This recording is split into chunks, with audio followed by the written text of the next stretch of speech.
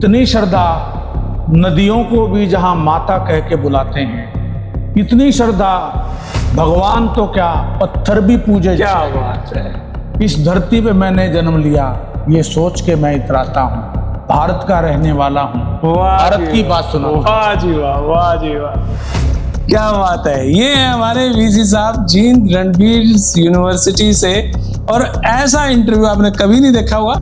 आज भी सवेरे में 5:30 बजे स्वयं हॉस्टल में जाकर के मैंने निरीक्षण किया है। 5:30 आज सुबह 5:30 बजे, और वहाँ मुझे जो कहीं पानी की कमी, कहीं लिफ्ट में कोई कमी, कहीं कोई ऐसी जगह है बैठने की, कहीं बेंच बाहर पड़ा है, या कोई और बच्चों के रीडिंग रूम की कोई समस्या है, कहीं बंदर आते हैं उनसे संबंधित कोई समस्या है, कोई डोर क्लोजर की समस्या है, कहीं पानी टपक रहा है, या कहीं और कोई विद्यार्थियों के बैठने में, पढ़ने में, सोने में दरवाजे ठीक से बंद होते हैं नहीं होते हैं, दरवाजे बाहर पड़ा है कोई उसको कैसे लगाया जाए।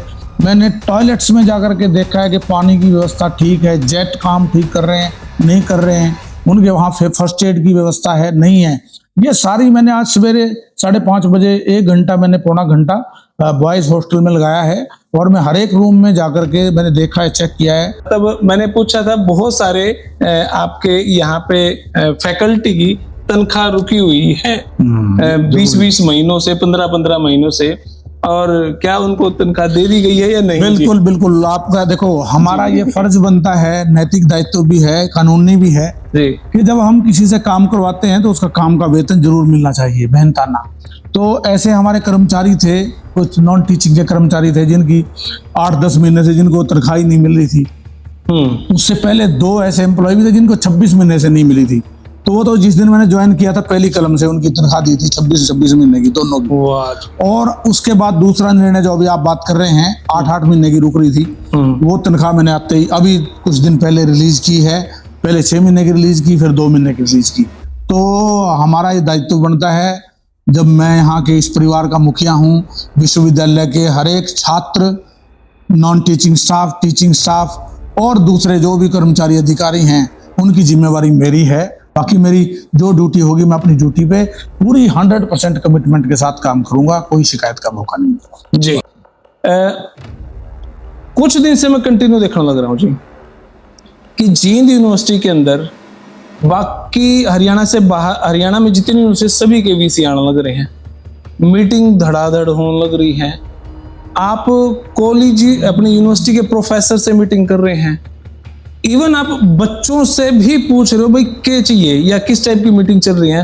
तो हरियाणा की जींद यूनिवर्सिटी में क्या चल रहा है, क्या खिचड़ी पकड़ने लग रही है, मैं बड़ा संदेह की दृष्टि से इसने देखने लग रहा हूँ जी। माननीय महामहिम राज्यपाल और माननीय शिक्षा मंत्री जी ने रात को हर एक वाइस चांसलर से उनके यूनिवर्सिटी के बारे में भी बहुत विस्तार से आपस में इंटरेक्शन की, चर्चा परिचर्चा की, और उस पर मंथन करके उनसे संबंधित कि हम किस तरीके से नई राष्ट्रीय शिक्षा नीति को बहुत प्रभावशाली तरीके से लागू करके इसका जो विजन है, जो इसका उद्देश्य है, उसकी प्राप्ति कर सकें, और विद्यार्थियों के सर्वांगीण विकास में, स्किल डेवलपमेंट में विद्यार्थियों को नवाचार, शोध और कौशल से संबंधित शिक्षा देके, ट्रेनिंग दे करके उनको रोजगार के लिए तैयार करके भेजा जाए, और 100% प्लेसमेंट हो यूनिवर्सिटीज में विद्यार्थियों की पढ़ने के बाद, ऐसी व्यवस्था की जाए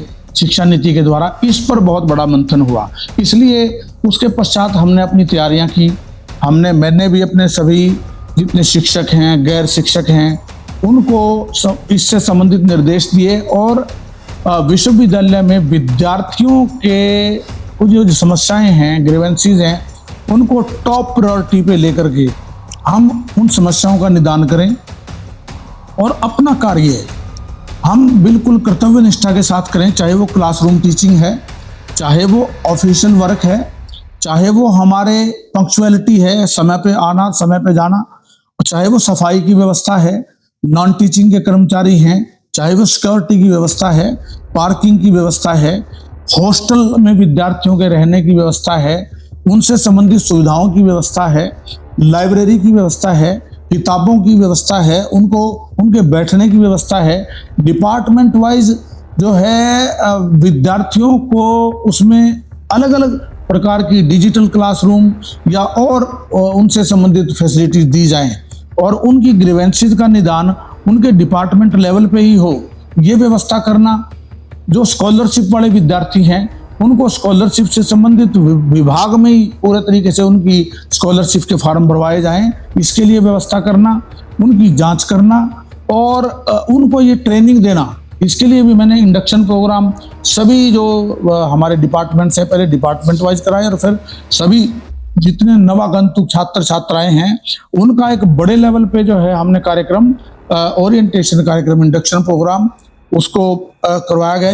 तो इन विषयों पे अभी पिछले 2-3 महीनों में बहुत डिटेल में छात्रों के साथ भी सभी छात्रों के ग्रुप्स के लीडर्स को, अलग अलग छात्रों को, क्लास वाइज कोऑर्डिनेटर्स को मैंने आमंत्रित किया। उनसे मैंने पूछा कि आप अपने विश्वविद्यालय में क्या चाहते हैं और आपको क्या मिलना चाहिए, आपको क्या क्या कार्य विश्वविद्यालय की तरक्की में शामिल होने के लिए करने चाहिए, किन कामों में आपको सहयोग करना चाहिए, किन कामों में आपको अनुशासन में रह करके बातचीत करनी चाहिए और या और फैसिलिटीज़ कैसी कैसी आपको बैठने के लिए प्रोवाइड की जानी चाहिए, वो सभी भी मैंने विद्यार्थियों से भी उनकी फीडबैक ली है। अभी विद्यार्थी सोए हुए थे, कुछ विद्यार्थी जगे हुए भी थे, 2, 4, 5, 7 जो मुझे मिले। तो और फिर मैंने उनको यहाँ बुलाया भी है। आज विद्यार्थी 20-25 मेरे पास आए, मैंने उनसे बातचीत भी की है हॉस्टल के बारे में। हॉस्टल के जो हमारे चीफ वार्डन हैं और हमारे सुपरवाइजर हैं, प्लम्बर हैं, एसडीओ हैं, मैंने उनको निर्देश दिया है कि 2 दिन के अंदर जो समस्याएं मैंने देखी हैं उन समस्याओं का बिल्कुल निदान होना चाहिए। विद्यार्थियों के लिए हमें कहीं भी, हमने एम्बुलेंस की भी हम व्यवस्था कर रहे हैं, हमारा MOU हुआ है अभी, और विद्यार्थियों के लिए फर्स्ट एड की व्यवस्था हॉस्टल में ही होनी चाहिए। विद्यार्थियों के लिए रीडिंग रूम है हमारे पास कंप्यूटर भी पड़े हैं, उसकी भी बहुत सुंदर व्यवस्था हो विद्यार्थियों के लिए बैठने की, तो ये भी हम प्रबंध कर रहे हैं। इसलिए जगदीप जी, आपको लगता है कि हम मीटिंग पे मीटिंग कर रहे हैं, हम विद्यार्थियों से भी फीडबैक ले रहे हैं, हम हॉस्टल वालों को अलग बुला रहे हैं, हम लड़कियों को अलग बुला रहे हैं, हम जो टीचर्स के साथ अलग बात कर रहे हैं, हम जो है नॉन टीचिंग स्टाफ है उनको भी 2-2 बार बुला करके सफाई कर्मचारियों के साथ अलग बात कर रहे हैं, हम पार्किंग के लिए अलग सुविधा की बात कर रहे हैं, हम जो दूसरे टीचर्स के नॉन टीचिंग के प्रमोशन के केसेस हैं उन पर भी बात कर रहे हैं। तो और हम लाइब्रेरी कमेटी में और नई बुक्स लेके आने की, लाइब्रेरी को और बढ़िया सुंदर बनाने की, ई-बुक्स की, वो भी बात कर रहे हैं।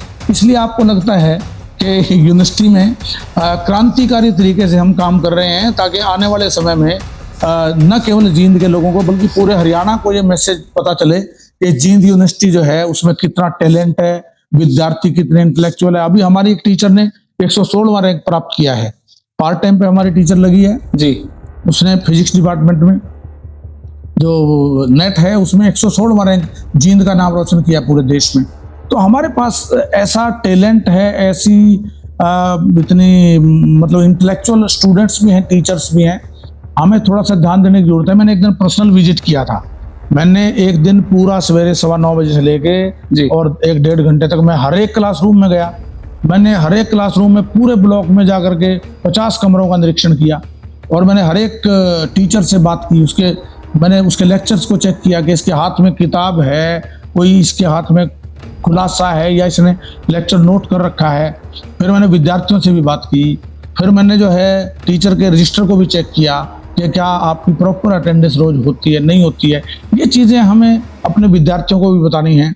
मैंने अपने टीचर्स को निर्देश दिया कि जो विद्यार्थी क्लासरूम टीचिंग में आते नहीं हैं, क्लास अटेंड नहीं करते, उनके नाम कट करें आप। जो विद्यार्थी आते हैं उनको अप्रिशिएट करें, उनके मार्क्स अच्छे लगाएं। विद्यार्थियों की संख्या बहुत ज़्यादा बड़ी है, उस मेरे मैसेज से बहुत ज़्यादा विद्यार्थी शाम को 3 से 4 बजे तक भी विद्यार्थी क्लास में होते हैं।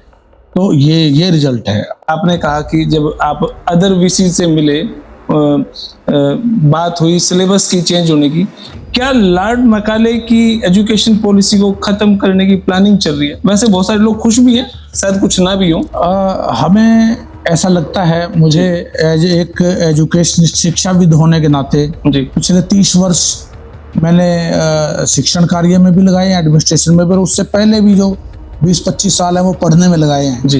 तो ये जरूर हमें विचार करने की आवश्यकता थी कि हमारी जो शिक्षा पद्धति है, शिक्षा प्रणाली है, क्या वो हमारे वर्तमान समय और विश्व के साथ चलने में प्रासंगिक भी है या नहीं है?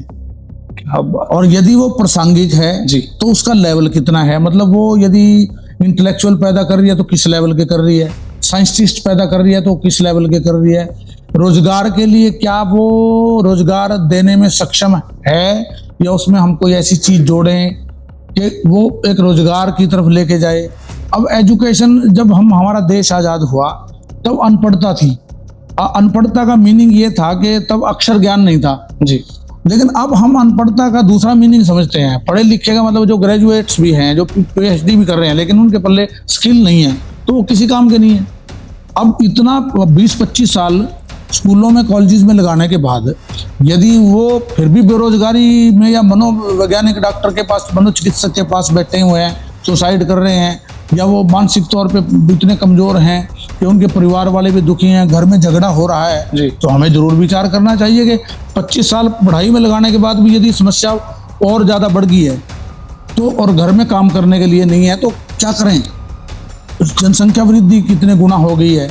इसलिए मैं तो कांग्रेचुलेट करूंगा ऐसी सरकार को और ऐसे माननीय प्रधानमंत्री को, उनके विजन को, माननीय मुख्यमंत्री को हरियाणा में, जिन्होंने इस पर विचार करते हुए एक ऐसी शिक्षा पद्धति जिसको राष्ट्रीय शिक्षा पद्धति 2020 के नाम से जाना गया, जिसमें ये सारी चीजें शामिल कर ली। अब पिछले 50 साल में कितना पतन हुआ हमारे संस्कारों का। हमारे जो बच्चे होते थे, हमारे से पहले पीढ़ी के लोग थे, उनमें कितनी ज्यादा तमीज हुआ करती थी, कितनी ज्यादा आदर भाव हुआ करता था, एक दूसरे का सम्मान करने का, एक दूसरे के प्रति समर्पण भाव का, परोपकार का, समाज सेवा का जो नजरिया था, वो हम तो बल्कि ये बड़े परेशान हैं कि पढ़ने लिखने के बाद वो कैसे गायब हो गया। वो तो बल्कि और परिपक्व होकर अच्छा होना चाहिए था। तो इसलिए हमें विचार करने की जरूरत थी और वर्तमान शिक्षा प्रणाली में वर्तमान सरकार ने इन चीजों को शामिल किया है, जिसमें स्किल का बहुत बड़ा पार्ट शामिल किया है कि चाहे आप कुछ भी करें लेकिन साथ में आपको +2 के बाद फर्स्ट ईयर सेकंड ईयर की शिक्षा में जब आप जाएंगे तो आपको तो कोर्स ट्रेनिंग वर्क करना ही पड़ेगा और आपको कंप्यूटर के विषय भी पढ़ने पड़ेंगे जो सारे विषयों में जरूरी हैं जी। आपको कोई ना कोई अपने टेस्ट के मुताबिक जो है कोई ऐसा कोर्स भी अडॉप्ट करना पड़ेगा जिससे आपकी बोलने चालने की और आपकी कुछ काम करने की जो स्किल है वो निखर सके। वो उसमें आप कुछ ना कुछ लेके जाएं, कोई डिग्री डिप्लोमा आप लेके जाएं, कोई आप अगर बोलने चालने की भी बात है वो सीख के जाएं और भाषा के प्रति भी आपका दृष्टिकोण ठीक हो। तो वर्तमान शिक्षा प्रणाली शिक्षा के ज्ञान के साथ साथ रोजगार और शोध के भी बहुत बड़े अवसर खोल रही है, जो वर्तमान समय की बहुत बड़ी मांग थी। और उसमें जो हमारी जो सांस्कृतिक धरोहर है, बहुत बड़ी जो सांस्कृतिक संपन्नता थी, जो बीच में गैप आया है, इसमें जो है नदारद हो गई है और हमारा कर्तव्य बोध ही बीच में से चला गया। हम जो है, हमारी जो वो परंपरा थी कि हम अपने हाथ से उतार के खाना दूसरे को दे देते थे, हम ज्वाइंट फैमिलीज में रह करके एक दूसरे का सहयोग करते थे कमी में भी। अब हम बहुत कुछ होने के बावजूद भी दुखी हैं। तो ये चीज वर्तमान शिक्षा प्रणाली में जो मॉरल एजुकेशन है, नैतिक पक्ष है, एनवायरमेंट एजुकेशन का जो पेपर है वो बहुत कंपलसरी है। अब आप देख लें, यही हरियाणा है, इस हरियाणा में पीछे जो जब कोरोना काल हुआ तो कितना कुछ दिन के प्रदूषण के रुकने के बाद कितनी दूर तक हमें दिखाई देने लगा था, कितनी आवाज दूर तक हमें सुनाई देने लगी थी। तो ये सारे का सारा जो है हमें आज जागृत होने की जरूरत है, सफाई की जरूरत है, हमें एनवायरमेंट के वातावरण के प्रदूषण को रोकने की, प्रोटेक्शन करने की जरूरत है, हमें नशाखोरी को रोकने की जरूरत है, हमें रोजगार प्रोवाइड करने की जरूरत है। हम दिन प्रतिदिन आप रोजगार के प्रति बढ़ रहे हैं, MOUs कर रहे हैं। अभी आप ऑफ द रिकॉर्ड मेरे से बात कर रहे थे कुछ कोर्सेज के बारे में जी। जब आप उन कोर्सों पे बात करेंगे तो मैं ये बता पाऊंगा कि ये कोर्स जो है हमारी यूनिवर्सिटी में भी हैं और हम MOUs कर रहे हैं विद्यार्थियों के लिए। मैं अभी आपसे यही सवाल था, कल मैं 7-8 यार दोस्तों में इकट्ठे बैठे थे जी। एक मित्र मेरा जो आपके यहाँ पे लॉ स्टूडेंट है, अतुल जी, उनसे मैं बात कर रहा था तो वो बोला, जगदीप जी एक बात तो है। मैं बोला जी क्या? मैं बोला यूनिवर्सिटी के अंदर ऐसे VC आए हैं, बस क्रांति मचेगी अब। मैं बोला कैसे? मैं बोला जी एक छोटी सी बात बताता हूँ, समझ पाओ तो आप का बौद्धिक स्तर, नहीं समझ पाओ तो मेरी कमी नहीं है, मैं बोला जी क्या? मैं बोला आम के हमेशा आम लग गया करें और करेले के हमेशा करेले। तो अब यूनिवर्सिटी में ऐसी स्थिति है कि आम का आम लगने की तैयारी है। इतने बड़े स्तर पे बूम हो रहा है यूनिवर्सिटी के अंदर। इनको आए मात्र 2.5-3 महीने हुए हैं और यूं लग रहा है जैसे 1.5-2 साल से ये काम संभाल रहे हैं और युद्ध स्तर पर काम चल रहा है। और 3 प्रोफेसर ऐसे आए हैं कि क्रांति मचेगी ही मचेगी। तो ऐसी क्या क्रांति मचने को है? और वो जो हमारा सवाल था वो भी यही था कि होटल मैनेजमेंट का है, लॉ का है और एक मास कम्युनिकेशन का है। तो इन तीनों में क्या विशेष की तैयारी है, प्लेसमेंट की तैयारी है और क्या आम के आम लगे गए हैं? यानी खैर स्टूडेंट हम एक रहीमन जी के दोहे से मैं बात करता हूँ जी। खैर खून खांसी खुशी वैर प्रीति मदपान। खैर खून खांसी खुशी जी, वैर प्रीति मदपान जी। रहीमन छुपाए ना छुपे जानत सकल जहान। क्या बात। ये जो कार्य हैं जो आप बता रहे हैं जी। आप कहीं जाके कर लें, वो पब्लिक में जाते हैं, इमेज जाती है, पब्लिक डोमेन में हाँ जाते हैं। जी। अभी मैंने जो बात की, हमने लॉ डिपार्टमेंट में ऐसी नियुक्तियां जो हम इम्पेनलमेंट करते हैं टीचर्स की, वो बिल्कुल टॉप के जो क्रीम हैं, जो बहुत बढ़िया, जो मेरिटोरियस है, 2-2 बार जिनके नेट क्लियर है और जो JRF भी क्लियर है और जो बहुत अच्छा मतलब अनुभव रखते हैं, ऐसे लोगों को हमने इम्पेनल किया है। अभी मैंने बताया उसका इंडिया में 116वां रैंक है एक टीचर का। अभी हमने पार्ट टाइम पे उसको एंगेज किया है। ओके। और ऐसे ही हमने दूसरे टीचर भी जो 2-3 लगाए हैं जिनको मौका दिया है। तो वो मतलब है तो वो पार्ट टाइम पे, लेकिन उनका जो ट्रैक रिकॉर्ड है वो इतना कमाल का है कि वो बोल लेंगे तो कुछ बरसेगा मुंह से। ऐसी चीजें कमांड है उनकी कमांड है। तो हमने इस चीज बैरियर को तोड़ रखा है। ये रिसर्च कहाँ से किया भाई, कहाँ से लाने हैं हमने? जी, हम एडवर्टाइजमेंट तो करते ही हैं जी। लेकिन एडवर्टाइजमेंट करने के बाद हमारे पास ऐसा नहीं है कि हम सामाजिक आदमी हैं। ठीक बात। और हमारे पास लोग संपर्क भी करते हैं कि जी ये देख लेना जी, योग्य है, टीम है, पूरी टीम है, सब कुछ है, वो मिलते भी हैं जी। और लेकिन एक तो मैं माननीय मुख्यमंत्री जी का, एजुकेशन मिनिस्टर साहब का बहुत धन्यवाद करना चाहूंगा कि उनकी तरफ से ये स्पष्ट निर्देश हैं कि बिल्कुल मेरिट पे निष्पक्ष और छान के बिल्कुल अच्छे से क्रीम जो बिल्कुल टॉप की चीज हो उसको आप अपनी यूनिवर्सिटी में, हमारी तरफ से बिल्कुल खुली छूट है। तो ये छूट मिलने के बाद भी यदि मैं इसमें कुछ मिलावट करूं या इस चीज को कमतर आने दूं तो ये मेरी मक्कारी, मेरे कार्यशैली में कमी होगी। जब मेरे को उन्होंने इतना खुला हैंड दे दिया, अच्छी बात है, विश्वास। तो हाँ, तो मैं ये चाहता हूं कि इस यूनिवर्सिटी में जो भी टीचर आए वो इतना बढ़िया आए, इतना टॉप का क्वालिफाइड और अच्छा आए आने वाले समय में जी। कि जो यूनिवर्सिटी की धरोहर साबित हो और बच्चों में ये मैसेज आए कि वाकई में ये पूरी कमिटमेंट के साथ, यदि हम 1 घंटे विद्यार्थियों के बीच में बहुत तैयारी के साथ अपनी बात को उन तक संप्रेषित कर पाते हैं तो विद्यार्थी सदा के लिए कायल हो जाते हैं। इसलिए चाहे वो लॉ डिपार्टमेंट हो, चाहे वो होटल मैनेजमेंट हो और मास कॉम हो, ये ऐसे डिपार्टमेंट्स हैं जिनमें बहुत बड़ा एक्सपोजर है और ये किसी यूनिवर्सिटी की शान है। ये डिपार्टमेंट, अब लॉ डिपार्टमेंट में जो विद्यार्थी हैं वो विद्यार्थी अगर अच्छे होंगे, पढ़ेंगे, जुडिशरी में जाएंगे, वो अच्छे एडवोकेट्स बनेंगे, वो अगर लीडर भी बनेंगे तो बहुत कमाल के बनेंगे। उनको कानूनों का, उनको समाज की व्यवस्थाओं का, देश की व्यवस्थाओं का, विश्व स्तर की व्यवस्थाओं का, उनके लिए मूट कोर्ट की व्यवस्था हो, उनके लिए अच्छे जो एडवोकेट्स हैं उनके लेक्चर्स करवाए जाएं, उनको ट्रेनिंग दिलवाई जाए, उनको लोक अदालतों में ले जाकर के दिखाया जाए कि किस किस प्रकार से निर्णय होते हैं और आपको कैसे निर्णय करने हैं, कैसे आपने किसी केस को प्ली करना है।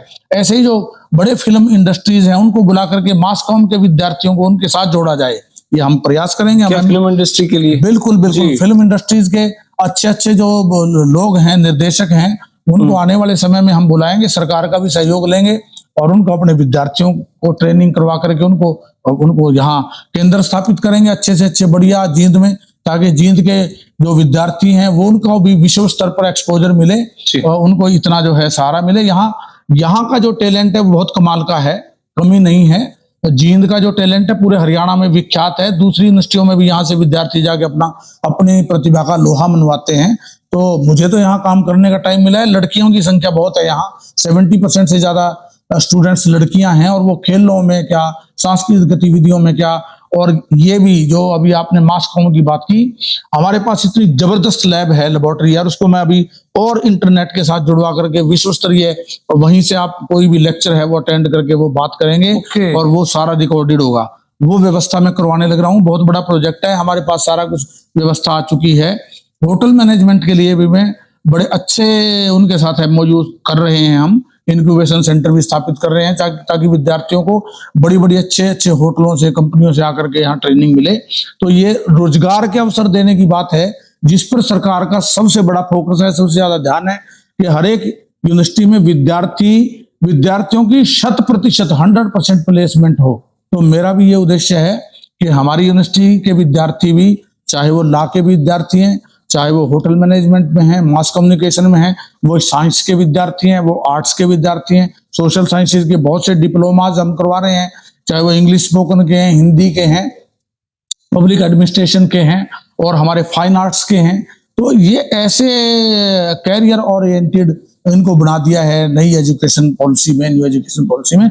इनको बहुत समझ करके इम्प्लीमेंटेशन में लेके जाने की जरूरत है। सरकार का बहुत जोर है। सरकार ने अभी 3 वर्कशॉप और भी रख दी हैं और जींद में भी वर्कशॉप होने जा रही है 20 तारीख को गवर्नमेंट कॉलेज में, जिसमें हायर एजुकेशन काउंसिल की तरफ से है। मैं भी वहां पे उपस्थित रहूंगा और डिफरेंट कॉलेजेस के जो प्रिंसिपल्स हैं उनका कंपलसरी है उसमें आना, एनईपी के जो कोऑर्डिनेटर्स हैं उनका आना कंपलसरी है।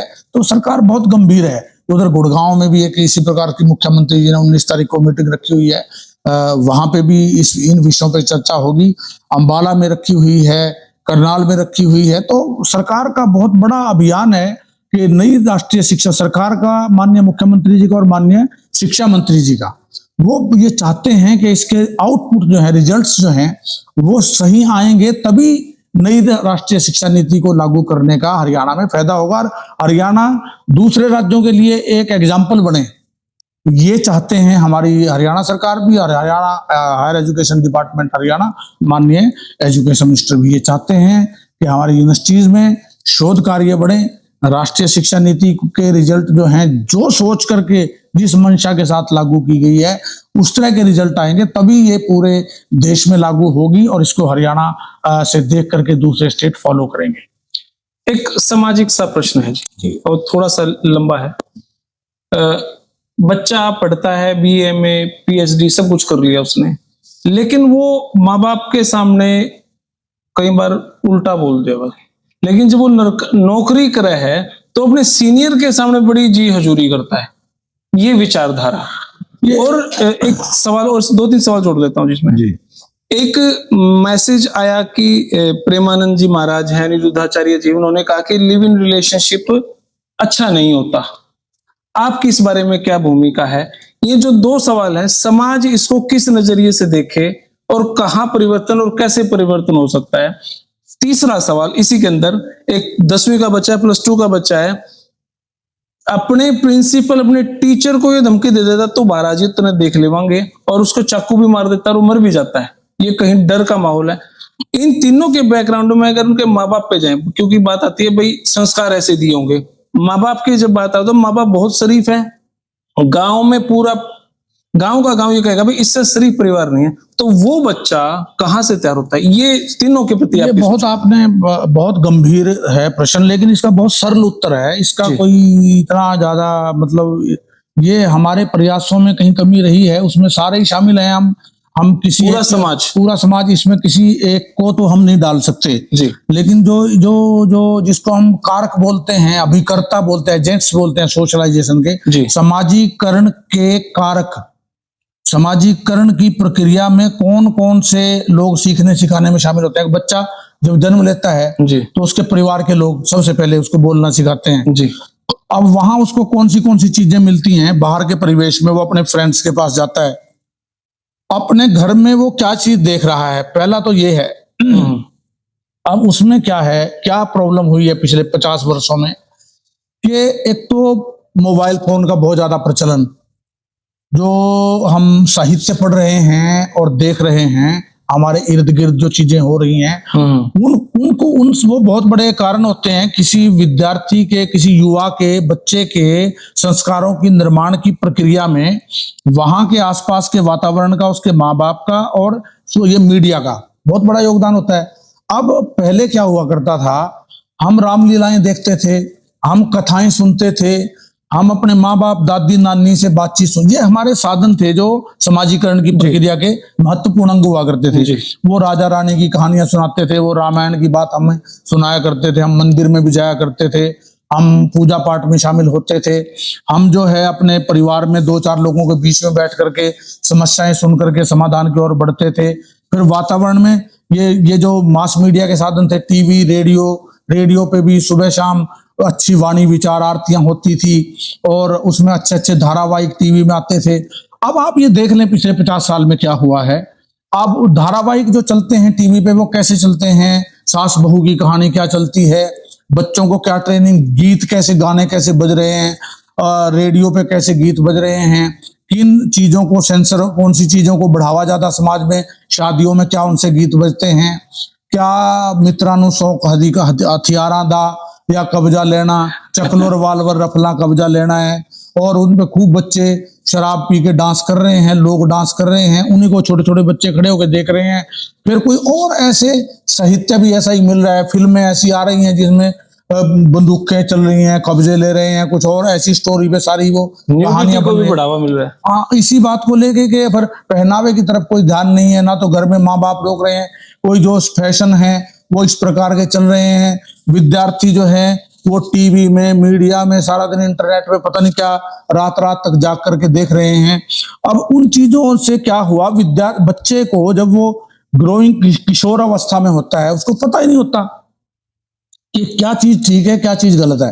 अब वो दूसरे बच्चों के प्रभाव में आके, मास मीडिया के प्रभाव में आके, और दूसरों को जो उससे पहली पीढ़ी के लोग हैं, थोड़े से बड़े हैं, उनको देख के उसी दिशा में चल पड़ता है।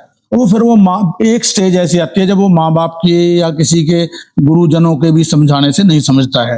वो स्टेज आप बात कर रहे हैं जब वो माँ बाप उसको बोलते हैं, कुछ कहते हैं तो वो बुरा मानता है, टीचर उसको कहते हैं तो वो उनकी बात का बुरा मानता है, मरने मारने पे उतारू हो जाता है। क्योंकि उससे पहली जो व्यवस्था है, जो 5-6 साल से शुरू होकर के 13-14 साल तक की बीच का सफर है, उस सफर में उसके पास मोबाइल फोन भी आ गया, इंटरनेट भी आ गया, गीत भी वो ऐसे सुन रहा है, वो फिल्म भी ऐसी देख रहा है, वो बाहर संगत में भी ऐसे बैठ रहा है, वो परिवार के साथ भी नहीं बैठ रहा है, जगह जगह पे नशा बिक रहा है, कोई और गलत तरीके के लोगों के चक्कर में वो पड़ रहा है। वो जो आने जाने के बीच का जो रास्ता है उसका वो भी अलग है, उसके परिवार का परिवेश या आसपास के लोगों का परिवेश भी ऐसा है।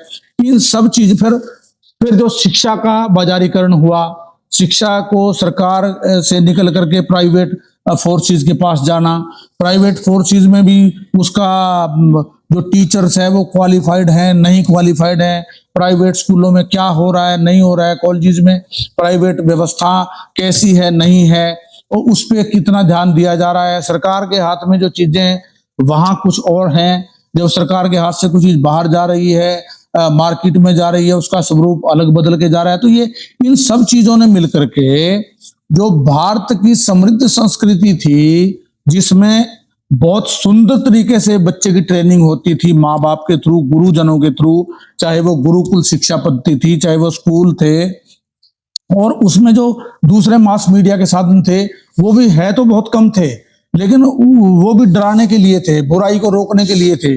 अब किसी बच्चे को यदि मार पिटाई हो जाए तो हो सकता है दूसरे पक्ष को जाने बिना वो इतना ज्यादा बड़ा इशू बन सकती है कि टीचर डरते हैं बच्चे को डांटते हुए, वो डांटते नहीं है कि अभी कल को मेरे सिर पे बात आ जाए। बच्चों में वो सहनशीलता नहीं रही, क्योंकि घर में एक एक बच्चा है, उनके माँ बाप डांटते नहीं है, मार पिटाई नहीं करते। पहले तो खूब डांटते डपटते थे और कमी भी होती थी, इसलिए सहनशीलता बच्चे में बचपन से ही आ जाती थी। अब वो बच्चे में सहनशीलता नहीं रही है, फिर उसको ये पता नहीं है, उसके घर में भाई बहन ज्यादा नहीं है, वो आपस में भी लड़ते पिटते मरते रहते थे, तब भी वो आगे बढ़ते थे जीवन में। अब अगर किसी बच्चे को कोई कुछ बोल दे, गलत हो जाए, कुछ इस तरह की बात हो जाए तो पेरेंट्स को बहुत चिंता हो जाती है, बच्चे को लेकर डर लगता है। तो ये समस्या आई है पिछले 40-50 साल में। हमारे जो ये कारक हैं समाजीकरण के, जो एजेंट्स ऑफ सोशलाइजेशन है, वो बच्चे की ट्रेनिंग ठीक से नहीं हुआ है, इसलिए ये रिजल्ट आ रहा है। अब हमारे पास वो जो गुरु शिष्य परंपरा थी, जो माँ बाप के प्रति, अभिभावकों के प्रति जो नैतिकता थी, उसके स्तर में गिरावट आई है और उसको पुनर्स्थापित करने की जरूरत है। वो हो जाएगी। उसमें पेरेंट्स भी लगेंगे, उसमें टीचर्स भी लगेंगे, उसमें जो मीडिया के जो साधन है वो भी, उसमें सरकार भी लगेगी। जब सभी जो ये कारक हैं, मुख्य भूमिका के अदा करने वाले लोग हैं, ये शामिल होंगे तो हम इसको अभी पकड़ सकते हैं। ये अभी हमारे हाथ से बाहर चीज नहीं गई है। लेकिन हाँ, यदि में ये कर्तव्य और ये लापरवाही हमने रख दी कि चलो मेरे जाने से क्या फर्क पड़ता है, मैं टीचर हूं, मैंने एक लेक्चर लिया है, मैं तो अपने घर जाऊंगा, उसके बाद मुझे नहीं पता बच्चा कहाँ बैठा है, क्या कर रहा है, क्या नहीं कर रहा है। हाँ जी, मानवतावाद और एक नैतिक जिम्मेवारी यही पेरेंट्स की है। यदि पेरेंट्स अपने एक बच्चे के पास 10 मिनट घंटा नहीं बिताते हैं, उसको नहीं समझाते हैं, उसको अच्छे जगह नहीं लेके जाते, ये जिम्मेवारी है मेरी कि मैं अपने बेटे को, यदि वो 2 साल का 4 साल का है, उसको मंदिर में लेके जाऊं, तो उसको मैं कहीं अपने पिताजी हैं उनको कहूंगा उनके चरण वंदन करें आप। जब मैं खुद ही नहीं करता हूं या करने के लिए नहीं प्रेरित करता हूं तो बाद में बच्चा नहीं सीखेगा। ये शुरू की स्टेज है जब हमें समझने की जरूरत है। नंबर 1 तो ये बात थी जी। दूसरी बात आपने रखी कि जो प्रेमानंद जी या दूसरे संत जो है अनिरुद्धाचार्य जी लिव इन रिलेशन पे जो बात कर रहे हैं, देखो हमारी जो संस्कृति है वो थी आपस के संबंधों की पवित्रता पे आधारित। चाहे वो भाई बहन के संबंध थे, चाहे वो भाई भाई के संबंध थे, चाहे वो बाप बेटे के संबंध थे, चाहे वो पति पत्नी के संबंध थे, उनमें एक बहुत बड़ी लॉयल्टी होती थी, बहुत बड़ी पवित्रता होती थी। वो कहीं ना कहीं पीछे जो है पिछले 40-50 साल में वो हरास हुआ है। उसमें वो हम हमारे मोहल्ले की, हमारे गांव की लड़की को बहन समझा करते थे, समझा ही करते थे मन से, दिल से, हम सम्मान करते थे उसका। हम अपने जो परिवार के दूसरे बड़े भाई थे उनसे उनकी शर्म करते थे। अब वो कहाँ गई ये चीज?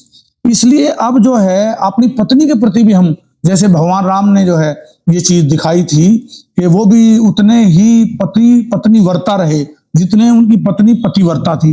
अब यदि आप अपनी पत्नी से अपेक्षा करते हो कि वो पतिवर्ता रहे, तो हमें भी पत्नीवर्ता होने की जरूरत है। और यदि हम पत्नीवर्ता होंगे, इन संबंधों में यदि लॉयल होंगे हम, तो ये बीमारियां नहीं होंगी, बच्चों पे गलत असर नहीं होगा। जब हमने अपने इस चरित्र को पे नकाब पहन लिया जी, तो फिर उसके बाद लिव इन और ये दूसरी जो चीजें आई और उनका समाज में विकृति आई है उनसे। अब एक बच्चा जब कहीं दूर रह रहा है, उसको कोई देख नहीं रहा है, उस पर समाज का कोई प्रेशर नहीं। हम डरते थे कि लोग क्या कहेंगे, समाज के लोग क्या कहेंगे, हमारे भाई क्या बोलेंगे, हमारी बहन क्या कहेगी, मेरी बहन क्या कहेगी अगर मैं किसी दूसरे की बहन के प्रति इस तरह के व्यवहार रखूंगा। अब वो बात खत्म होती जा रही है। तो इसको पकड़ने की जरूरत है और इसको बढ़ावा देने की जरूरत नहीं है। कानूनी संरक्षण है, अलग है बात, लेकिन मैं तो नैतिकता की दृष्टि से कह रहा हूं कि यदि हम अपने संबंधों की पवित्रता रखते हैं तो निश्चित तौर पे ये इस तरह की प्रॉब्लम हमें नहीं आएगी। फिर हमें गलत और ठीक का पता चलेगा। विवेक शक्ति हमारी तभी जागृत होती है जब हम संबंधों की पवित्रता को समझते हैं। यदि हम संबंधों की पवित्रता को समझते ही नहीं है, फिर तो सारी जो चीजें हैं, चाहे वो बहन है, चाहे वो भाई है, चाहे वो बाप है, फिर ये जितनी भी घटनाएं घट रही हैं, कोई चाकू मार रहा है, कोई लड़ रहा है, कोई मारपीट कर रहा है, कोई अपनी घरवाली के होते हुए भी दूसरे के साथ रह रहा है, दूसरे को छोड़ के ब्रेकअप करके तीसरी के साथ रह रहा है। अब सरकार के सामने भी बड़ी विकट चुनौती है ये, और समाज के प्रति भी। अतः हमें समाज को उसके विघटन से बचाना है, टूटने से, मूल्यों के अवमूल्यन से, हरास से बचाना है, संबंधों की पवित्रता स्थापित करनी है। तभी ये हमारा सामाजिक ताना बाना आगे बढ़ पाएगा। और जो भारत की सांस्कृतिक धरोहर है, जिसपे पूरा विश्व गर्व करता है, उसको हम तभी बचा पाएंगे। तो ये समाज का जो गड़बड़ है, जो मुकदमेबाजी है और जो झगड़े हैं, उनके मूल में भी यही कारण है कि संबंधों की पवित्रता का समाप्त होना, लॉयल्टी का समाप्त होना, भाई का भाई के प्रति, बहन का भाई का बहन के प्रति, बाप का बेटे के प्रति, बेटे का अपने बाप के प्रति, माँ के प्रति और दूसरे समाज के लोगों के प्रति क्या दायित्व है। अब हमने यदि पैसे को मूल में रख लिया कि हम ऑफिस में, क्योंकि हमें तनख्वाह मिल रही है इसलिए अपने ऑफिस में तो जी हजूरी हमें मजबूरी में करनी पड़ेगी, नहीं तो इंक्रीमेंट बंद हो जाएगी, नहीं तो जो है हमें सस्पेंड कर दिया जाएगा, इसलिए हम चमचागिरी या जी हजूरी कर रहे हैं। अब ये मेटीरियलिस्टिक बात है ना। अब मेटीरियलिस्ट ये है अध्यात्मवाद पर भौतिकवाद का भारी होना। भाई हमें स्पिरिचुअलिटी जो है, जो नैतिकता सिखाती है, हमें जो ये सिखाती है, भाई भगवान भी है, वहां भी न्याय होगा। यदि हम कोई गलत चोरी करेंगे, यदि बेईमाना करेंगे, तो यहाँ की अदालत नहीं, वहां की अदालत भी देखती है। आध्यात्मिकता है, इसी से संबंधों में पवित्रता और नैतिकता आती है। इसको छोड़ के जब हम जब हम भौतिकवाद पे आ जाते हैं तब ये सारी समस्याएं आती हैं कि मुझे अपने भाई से क्या लेना, हमें इससे क्या लेना, फिर मेरे माँ बाप ने क्या कर दिया, पैदा कर दिया, दैट्स ऑल, बात खत्म हुई। अब मैं, मेरे को तो वहां से फायदा हो रहा है इसलिए मैं तो उससे बात करूंगा, राम राम करूंगा। ये भौतिकवाद की अंधी दौड़ में जो है व्यक्ति पागल होने को जा रहा है, जो भारतीय संस्कृति के विरुद्ध है। इसलिए अध्यात्मवाद को, मानवतावाद को और स्पिरिचुअलिज्म को हम धारण करें। हमारे संबंधों में भी पवित्रता आएगी, हमारे कार्य में भी पवित्रता आएगी और कमिटमेंट आएगी। हमारी वर्क कल्चर खत्म हो रही है, नेशनल करेक्टर नहीं है लोगों में। ये सारी समस्याओं के मूल में है। यदि ये धारण कर लेंगे ठीक हो जाएगा। आखिरी सवाल की तरफ जी। बहुत ज्यादा लंबा नहीं चाहूंगा। अभी नेपाल में जैन जी का मामला चला, इतना बड़ा दंगा हुआ, सरकार को उखाड़ फेंक दिया। फ्रांस में, जापान में, इससे पहले बांग्लादेश में, ये जो यूथ है ये जिस तरीके से बढ़ रहा है, पाकिस्तान, अफगानिस्तान, जहां पे ये जिस तरीके से बढ़ रहा है, क्या अब नेक्स्ट इंडिया की बारी है? नहीं, कभी नहीं होगा। आप देख लेना इंडिया में एकदम से खुल के कह दिया कभी नहीं होगा, नेवर, हो ही नहीं सकता इंडिया में। सोचने का भी समय नहीं, बिल्कुल कोई आवश्यकता, क्योंकि मुझे पक्का पूर्ण विश्वास है हमारी जो ब्लड में, जो खून में है, वो सहिष्णुता है, वो समन्वयता है, वो भाईचारा है, वो बंधुत्व, वो मानवता है, वो हमारे खून में है। वो हमें सीखने की जरूरत नहीं है। अगर कोई मेरा दुश्मन भी उसके साथ बुरा हो रहा होगा, वो मर रहा होगा ना, तो मेरी आंखों से आंसू आ जाएंगे, मैं उसको देख नहीं सकता। अभी इसका ज्वलंत उदाहरण मैंने अभी थोड़ी देर पहले भी बात की थी कि पंजाब में अभी बाढ़ आई है जी। थोड़े दिन पहले वहां पानी की समस्या पे आपस में राजनीतिक खूब ड्रामा हो रहा था जी। वो कह रहे थे हम पानी नहीं देंगे, ऐसा नहीं करेंगे, वैसा नहीं करेंगे। तो अब देख लो, आप हरियाणा के लोग यहाँ से भर भर के ट्राली लेके जा रहे हैं सारा, और वहां जो है बाढ़ में बीच में जाके सहायता कर रहे हैं, भूल के सब कुछ। ऐसे कोई भी विपदा आती है, कोई भी ऐसा कारण आता है, पीछे भी कई ऐसे उदाहरण है, जब ऐसी बात हुई है, आपस में कोई इस तरह की भाईचारे को तोड़ने की कोशिश की जाती है, या कोई ऐसा दंगा फसाद, राजनीतिक कोई ऐसी द्वेष भावना आती है, तो कोई ऐसा व्यक्ति, कोई ऐसा संत, कोई ऐसा सामाजिक कार्यकर्ता ऐसी आवाज देता है कि सब एकजुट हो जाते हैं, सारी बात भूल जाते हैं। इसलिए भारतीय जो लोग हैं उनके अंदर मानवतावाद, भाईचारा, विश्व बंधुत्व, ये तो हमारे सेकंड वर्ल्ड वॉर में भी जो नेहरू, नासिर और टीटो, ये जो नॉन अलाइनमेंट मूवमेंट की स्थापना हुई थी विश्व युद्ध के बाद, भारत उसका सबसे अग्रणी जो है वो महानायक था। और हमारे विदेश नीति तक में अंतर्राष्ट्रीय सह अस्तित्व की नीति को अपनाया गया है। मतलब हम अंतर्राष्ट्रीय स्तर पर भी सहयोग करेंगे, मारेंगे नहीं, किसी का हिस्सा नहीं लेंगे, हम किसी का बुरा नहीं करेंगे, ये हमने अपनी विदेश नीति तक में लिख रखा है। तो हमारे यहाँ देश में भारतीय लोग, हाँ, इनको जगाने की जरूरत होती है, हनुमान की शक्ति है, इनको जगाने की जरूरत होती है। जब भूल जाते हैं, लेकिन एक बार इनको आवाज दे दो आप कोई अच्छे तरीके से, तो फिर देखो इनके झटके। ये विद्यार्थी हैं, चाहे युवा हैं और चाहे बूढ़े हैं, बूढ़े भी अगर गांव में किसी के नुकसान कर दे, कोई चोर घुस जाए, वो ये भूल जाते हैं कि ये तेरा दुश्मन है या तेरा मित्र था, इसके साथ तेरी तो लठ उठा के भाग लेते हैं। अगर उस पर विपदा आन पड़े किसी गांव के आदमी पे, शहर के आदमी पे, अगर उसके साथ अन्याय हो रहा है, कोई उसको परेशान कर रहा है, मार रहा है, ये भूल जाते हैं कि मेरी जाति का है, मेरे धर्म का है, या कौन है। सारे गांव के लोग, सारे शहर के लोग निकल के उसके पीछे आ जाते हैं, भाई इसको हाथ नहीं आप लगा देंगे। आप देख लो सड़क पे कोई झगड़ा करके, सड़क पे बाइक रोक के किसी की पिटाई कर रहा है कोई, उसको जानता भी नहीं है कि इसकी पिटाई कौन कर रहा है, उतर के मनमाना वो आदमी मर जाए उसके लिए, जिसने ना कभी उससे पहले वास्ता था, ना कभी उसके बाद वास्ता होना है। क्या इसलिए भारत में कभी भी ऐसा नहीं हो सकता यहाँ का यूथ या यहाँ का कोई और व्यक्ति इस प्रकार के प्रकरण में शामिल हो कि वो अपने लोगों को मारने शुरू कर दे। ऐसा इस तरह की चिंता करने की जरूरत नहीं है।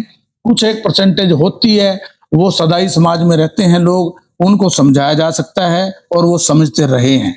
इसलिए इस बात की चिंता बिल्कुल भी करने की जरूरत नहीं है। निश्चिंत हो गए अपने विद्यार्थियों को, अपने युवाओं को, हमारे यहाँ इतने बढ़िया बढ़िया संत, इतने बढ़िया बढ़िया मार्गदर्शक, इतने बढ़िया बढ़िया राजनीतिक लोग, इतने बढ़िया बढ़िया धार्मिक लोग और इतने बढ़िया बढ़िया समाज सेवा करने वाले, जो कितने कितने ट्रक, अभी यही बाढ़ की बात मैं कहीं पढ़ रहा था जी, एक कोई व्यक्ति एक गुरुद्वारे के सामने 11 ट्रक खड़े करके ट्राले सामान के और चला गया।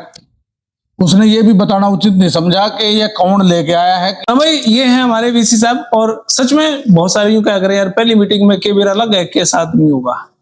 यो इंटरव्यू देख लो तो आप यूं कहोगे हाँ, यो इंटरव्यू देखने के बाद पता लगा हरियाणा के जींद में एजुकेशन किस स्तर पर बूम आओगी, अभी तो मात्र 3 ही महीने हुए हैं। 5 साल लठ बरगे खड़े हैं और 3 महीने में जब इतना युद्ध स्तर पर काम हुआ है तो 5 साल जींद एजुकेशन अब कहलाऊगा। आप यह इंटरव्यू में देख कर बात कहोगे। बहुत बहुत शुक्रिया सर, आपका बहुत बहुत शुक्रिया। धन्यवाद जगदीप जी, आपका भी। आप बहुत ही सकारात्मक जो है वेव के साथ और निष्ठा के साथ आते हैं। मैं आपका भी बहुत आभार व्यक्त करता हूं कि आप जैसे जो अच्छे कर्तव्यनिष्ठ जो हमारे पत्रकार भाई हैं, बंधु हैं, वो होने चाहिए, जो आम जनता तक, विद्यार्थियों तक और समाज के स्टेक होल्डर्स तक, सरकार की भी और हमारी भी बात पहुंचा रहे हैं। बहुत बहुत धन्यवाद। बहुत बहुत शुक्रिया सर। तो आप अपनी राय कमेंट बॉक्स में जरूर दें, सकारात्मक दें और क्या कहना चाहते हैं सब कुछ प्रतिक्रिया दें, ताकि उस पर कुछ और आगे सोचा जाए। फिलहाल ये वीडियो आपने कैसी लगी कमेंट बॉक्स में राय दें। तब तक के लिए धन्यवाद। जय हिंद, भारत माता की जय। Thank you.